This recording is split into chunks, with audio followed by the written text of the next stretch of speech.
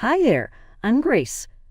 I shared a modest two-story Minneapolis house with my parents, Lisa and Robert, for 18 years.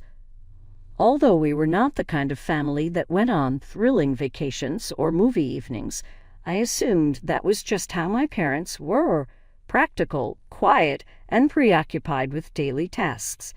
Working as an accountant, Mom spent her evenings with a calculator and spreadsheets in hand. Dad was in sales, constantly on the phone closing business and getting ready for presentations. When I asked, they helped with homework and kept me fed and clothed. Still, there always existed this disconnect. No gentle hugs. Not "I love yous" tossed around carelessly as I observed in other households. I reminded myself that this was their way, that not every family had to be touchy-feely to be decent. Mom remarked early on my 18th birthday, "Grace, honey, we need to talk to you after dinner." She spoke in an extremely austere manner, but I paid little thought to it. Though they had never really made a big deal out of birthdays previously, maybe they had something planned. That evening, I sat at our kitchen table, nibbling at the leftovers of my birthday meal, takeout pizza, my preference.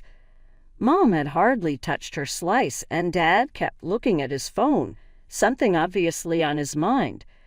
"So, Grace," Dad said at last, setting down his phone, "your mother and I have been planning something for a while now, and since you are 18 today, it is time we told you." I woke up hoping for news about college readiness or maybe a surprise gift. What followed tasted like a bucket of icy water. "We're selling the house," Mom said squarely. "Your father and I are off for Europe. There we are planning to launch our own company." I fixed them, waiting for the joke. "Oh, okay. When are we scheduled to leave? I have to sort out regarding college applications and—" Mom stopped me, her voice cutting. "No, Grace," she said. "We are migrating. You are not traveling with us." "What do you mean?" My voice came out little, young, naive. "I'm not sure." "You're 18 now," Dad said, as if talking about a commercial deal. "And grown up then. You need to start looking after yourself." My brain not able to absorb what I was hearing, I peered between them. "But regarding college, I have couple months to start. We have been discussing about this." Mom responded, getting up to clean the plates.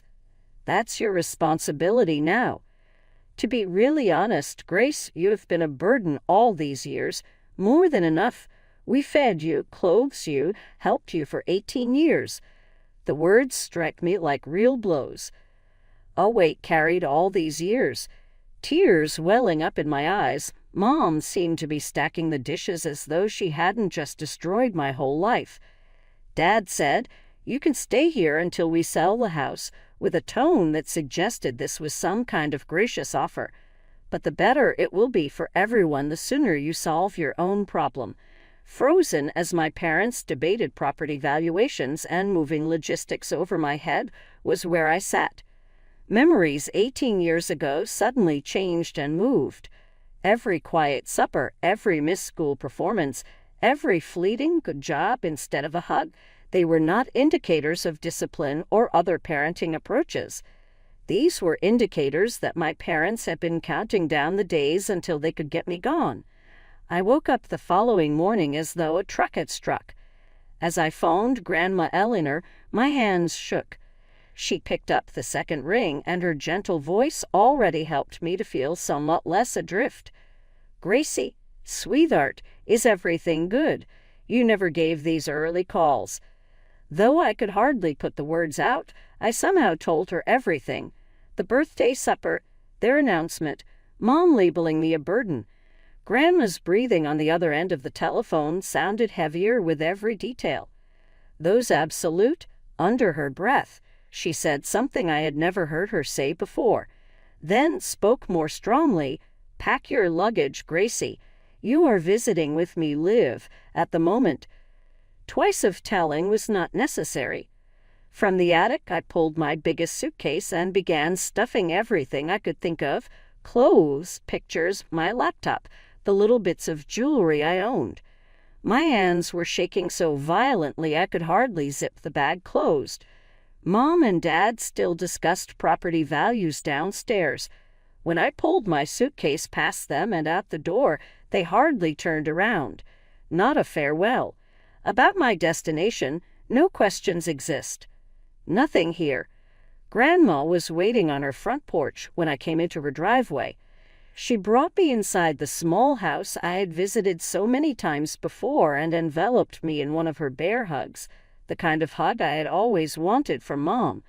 Grandma lay out her plan over cups of her wonderful hot chocolate with extra marshmallows, same like when I was small. "First things first, you're going to college," she said, her voice devoid of any margin for debate. "I have savings and will be using them to send my grandchild to college." "Grandma, I cannot take your money." "You are not taking anything.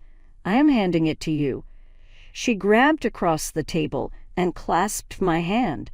"And you should also know, I am changing my will." I surprised me by looking up. Grandma said with a sharp expression, "This house, Gracie, everything is going to you from savings, not 1 cent to your mother. Though not very large, this residence is paid for. While not millions, the savings are plenty.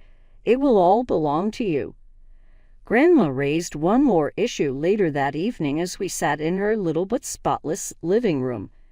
"We have to agree on something, Gracie," she added cautiously. "We should keep the specifics of all this between us, in my opinion, not need to show the rest of the family dirty clothes." I nodded and knew right away. "I don't want to talk about it anyhow." "Good," Grandma said, patting my hand. "Let them think what they want. We know the truth, and that's what matters." College life fell into a comfortable routine. Each morning, I'd wake up to the smell of Grandma's coffee and the sound of her humming in the kitchen. We have breakfast together before I headed to my classes. In the evenings, I'd tell her about my day while she worked on her crossword puzzles. Occasionally, relatives would drop by to visit Grandma. During one such visit, Aunt Sarah mentioned casually, "Oh, did you hear? Lisa and Robert finally made it to Europe, opened some kind of business there." I heard her but just nodded and excused myself to study. I didn't want to know more. What was harder to handle were the comments about my independence. They came regularly, wrapped in admiration that made me want to scream. "You're such a strong young woman," Grace Uncle Mike said during one visit. "Taking charge of your life, moving out on your own. So mature of you. It's admirable how you decided to make your own way." Cousin Rachel chimed in. "Not everyone your age would choose independence over living with their parents." Each time I'd force a smile and change the subject. It didn't take long to figure out the story my parents had spun. Their driven, independent daughter, so eager to strike out on her own, had moved out right after high school. It was easier to let everyone believe it. The truth hurt too much to share. Then came the worst day of my life. Grandma had been feeling tired for weeks, but we both brushed it off as just age catching up with her. By the time we realized it was more than that, it was too late. The doctor said words like aggressive and advanced stage. Before I knew it, I was holding her hand in a hospital room, watching her slip away. "You're the best thing that ever happened to me, Gracie," she whispered one night, her voice weak but her eyes clear. "Don't you ever forget that." She died 3 months later, a year before I was set to graduate. The funeral was small, but well attended by family. Everyone came, except my parents. Aunt Sarah told me they'd been informed, but said they couldn't make it back from Europe on such short notice. I graduated with honors the following year, clutching my diploma and fighting back tears. The one person I wanted to see me walk across that stage wasn't there. But Grandma had prepared me for everything, even her absence. Thanks to her generosity, I had options. I used some of the inheritance to buy a lovely apartment closer to downtown where I'd landed a job at Preston and Associates, an investment firm. I decided to keep her house and rent it out. I couldn't bear to sell it, but I also couldn't face living there without her. Life has a funny way of surprising you when you least expect it. That's how I met James. He walked into the wrong conference room at Preston and Associates, looking for a client meeting that had been moved. Instead, he found me preparing for a presentation, surrounded by scattered papers and empty coffee cups. Either this isn't the Thompson meeting, or they've really changed their marketing strategy, he joked, gesturing at my chaos. I couldn't help but laugh. Next door, but hey, at least you found someone who appreciates a good coffee addiction. One coffee date led to another, and before I knew it, we were spending every free moment together. James was different from anyone I'd ever met, warm, genuine, and incredibly patient. When I finally told him about my parents one night, he just held me and listened, not trying to fix anything or offer empty platitudes. "You didn't deserve that," was all he said, wiping away my tears. Not any of it. A year and a half after that wrong turn into my conference room, James took me to dinner at the restaurant where we'd had our first date. He seemed nervous all evening, fidgeting with his napkin and checking his pocket every few minutes. When dessert arrived, I found a ring nestled next to my chocolate soufflé. A stunning diamond that caught the candlelight and scattered it across our table. "I want to build a family with you," he said, his voice shaking slightly. "A real one, filled with all the love you should have had all along." I said yes through happy tears. For the first time in years, I felt truly, completely whole. The next day, I posted a photo on social media. My hand with the ring, James hugging me from behind. "Said yes to forever with my best friend." I wrote my heart so full of joy I thought it might burst. 2 days later, the message appeared in my inbox. My mother's name popped up and my stomach lurched. "Dearest Grace, your father and I just saw your wonderful news. We are so incredibly happy for you. We know we have no right to ask this, but we spent years regretting how we treated you. Not a day goes by that we don't think about our terrible mistakes. We'd love to come to your engagement party to try to make amends. We understand if you say no, but we miss you so much. Love, Mom and Dad." I stared at the message until the words blurred. When James came home, I showed it to him, my hands trembling. "What do you think?" I asked, hating how small my voice sounded. James read the message twice, his arm around my shoulders. "I think it's entirely your decision. But if they've genuinely changed, if they're truly sorry, maybe they deserve a chance to prove it." I thought about Grandma, about what she would say. She'd probably tell me to be careful, but to follow my heart. "Okay," I whispered, more to myself than to James. "One chance." I wrote back a short message. "The party is next Saturday at 7 o'clock. You can come at 6 o'clock to talk first." My hands wouldn't stop shaking as I got ready that Saturday evening. James squeezed my shoulder and kissed my cheek before heading out to pick up the catering, leaving me alone to face my parents. At exactly 6 p.m., the doorbell rang. I opened the door to find them standing there, Mom in an expensive-looking dress, Dad in a crisp suit. They looked exactly the same, yet somehow like strangers. "Grace, darling." Mom stepped forward for an awkward hug. I stood stiffly, letting her embrace me but not returning it. "You look wonderful, and what a lovely apartment." We moved to the living room where they perched uncomfortably on the edge of my sofa. Dad commented on the decor. Mom asked about my job. Both of them acted like we were distant acquaintances at a cocktail party rather than family.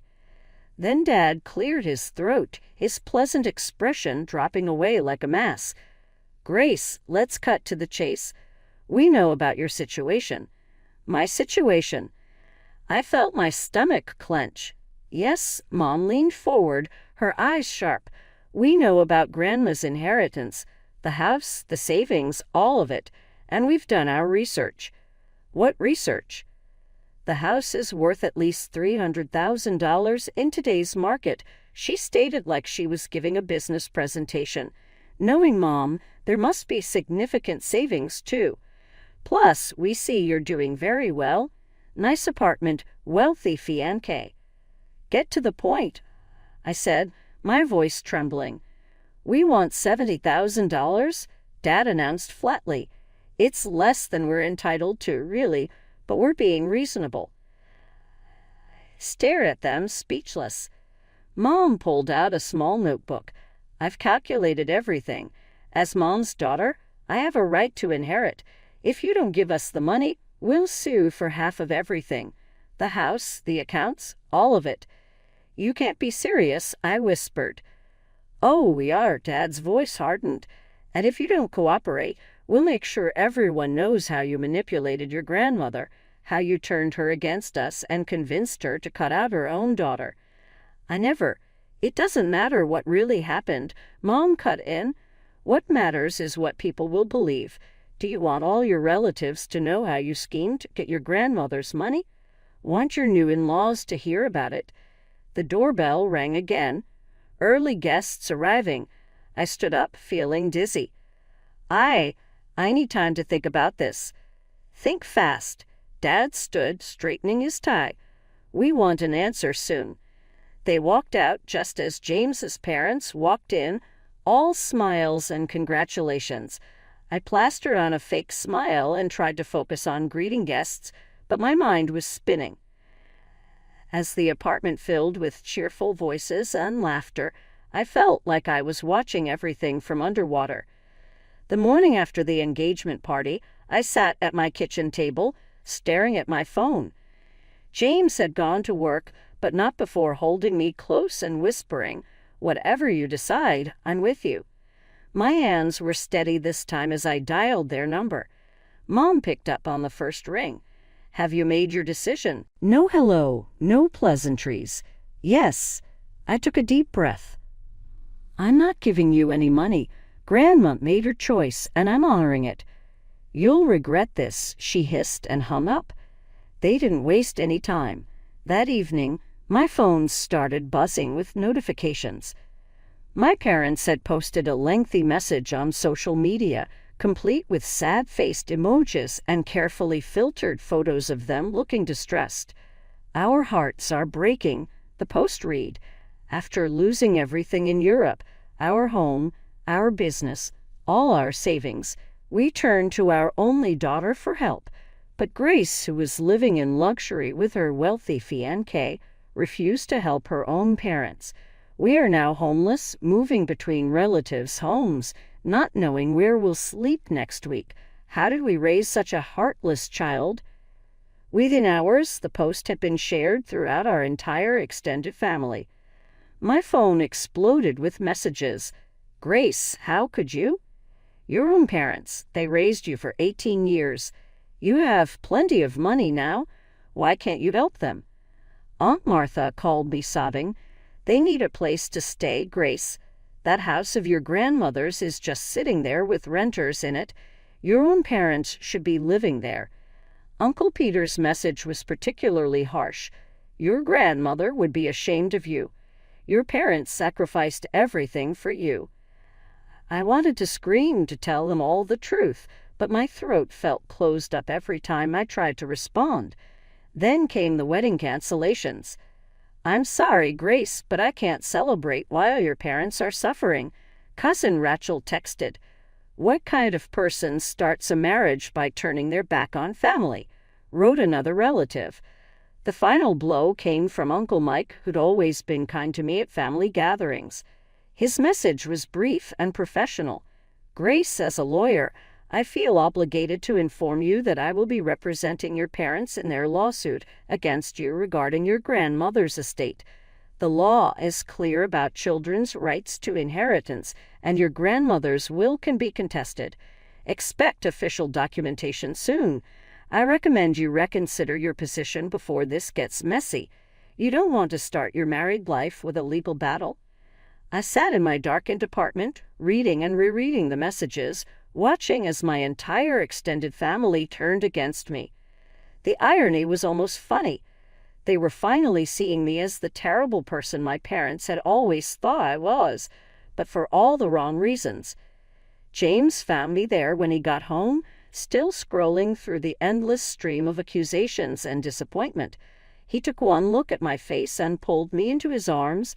Sitting at my computer, fingers hovering over the keyboard, I took a deep breath and began to type. To my family and friends, I've stayed quiet for 8 years about what really happened between my parents and me. I let everyone believe their version of events because the truth was too painful to share. But now I have no choice. I uploaded the video file beneath my post. Grandma's face filled the screen, tired but determined, sitting in her hospital room. Her lawyer, Mr. Thompson, was visible in the background. "Lisa," Grandma began, addressing my mother directly, "if you're watching this, it means you're trying to take what I left to Grace. I knew you would. You're my daughter, and I love you, but your greed has poisoned your heart." She straightened in her chair, her voice resolute. "I, Letter Marie Sullivan, being of sound mind and clear judgment, am recording this message in the presence of my attorney. I want to state explicitly why I've chosen to leave everything to my granddaughter, Grace. 8 years ago, you and Robert threw your own child away like she meant nothing. You refused to help with her education, refused to give her any support. You called her a burden. A burden. Your own daughter, who I watched you bring into this world. Grace never told anyone what you did.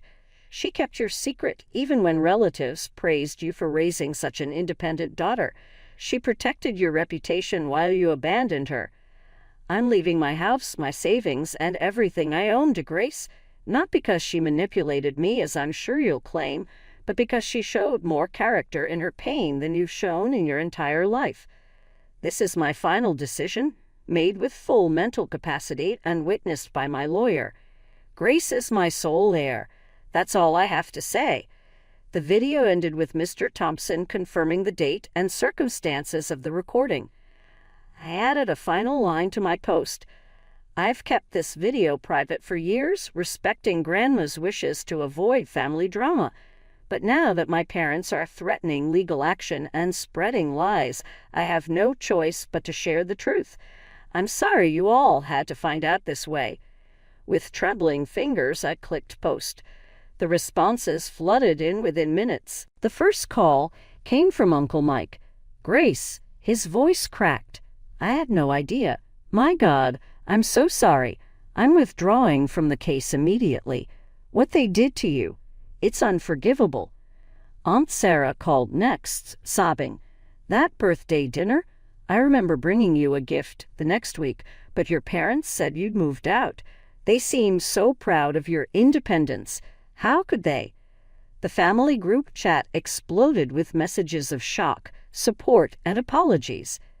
Cousin Rachel, who'd canceled her RSVP just days ago, wrote a long message. "I feel horrible about judging you without knowing the truth. Your parents painted such a different picture. Please tell me it's not too late to attend the wedding. I want to be there to support you." One by one, all the wedding cancellations were reversed. Relatives who had condemned me just days before now reached out with heartfelt apologies and offers of support. Even distant family members I barely knew sent messages expressing their shock and sympathy. "Your place card will be waiting," I told each one. No hard feelings. From the grapevine, I heard bits about my parents. Having moved in with old pals from their undergraduate years, they occasionally worked here. Mom kept books for tiny companies. Dad was accepting whatever sales positions that were available. Their great European aspirations had evidently fallen apart long ago. Part of me expected to be embarrassed about showing Grandma's film, but sitting at my apartment the night before my wedding, staring at the Grandma picture on my mantel, I simply felt calm. I said to Grandma, "You were right, picture-wise. Indeed, the truth did release me." James found me there and encircled from behind. "Any regrets?" he said softly. Silence packed her bags, and I considered the terrified 18-year-old girl I had been, regarding the grandmother who with her love and forethought had saved me, about the woman I would have become, stronger, smarter, but free of the weight of lies carried by others. I answered, not a single one, meaning it. Surrounded by family who knew the true me, both the suffering I had endured and the fortitude it had given me, the next day I walked down the aisle. Though my parents were absent, the vacant chairs had no significance. Love, honesty, and at last, beautifully, peace, all the tools I required. Some would argue that for excluding my parents from my life and not supporting them during their hour of need, I am callous. Real family, however, is not about guilt or responsibility, I have discovered. It relates to truth, love, and support. And occasionally the most loving thing you can do is just let go.